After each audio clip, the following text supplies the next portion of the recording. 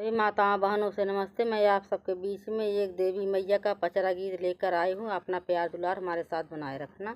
लाइक subscribe share जरूर करना। गीत सुनने बाद कमेंट में जरूर बताना। केथुआ के पेरुआ केथुआ वाला गली पाटी हो केथुआ बैठलिना। केथुआ के पेरुआ केथुआ वाला गली पाटी हो केथुआ बैठलिना। दुर्गा झारई लंबी के सिया हो केथुआ बैठलिना।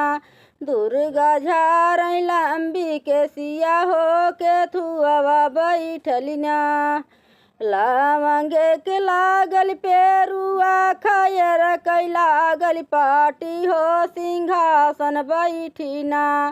लवंगे कैला गल पेरुआ खयर कैला गल पाटी हो सिंहासन बैठिना। दुर्गा झारई लंबी के सिया हो सिंहासन बैठिना। दुर्गा झारई लंबी के सिया हो सिंहासन बैठिना। टूटी जाई है पेरुआ छटकी जाई है पाटी हो बिछुड़ी जाई है ना। टूटी जाई है पेरुआ छटकी जाई है पाटी हो बिछुड़ी जाई है ना। हमारी दुर्गा मायरिया हो बिछुड़ी जाई है ना।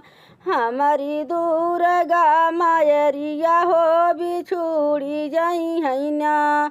विंध्याचल से पांडा बोलाऊ बई हमारी जलनी हो मनाई ले बैना।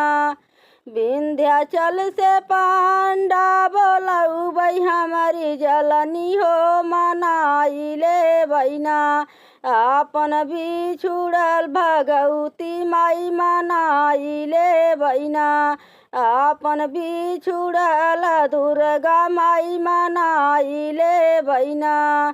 सही भावनाओं से नमस्ते।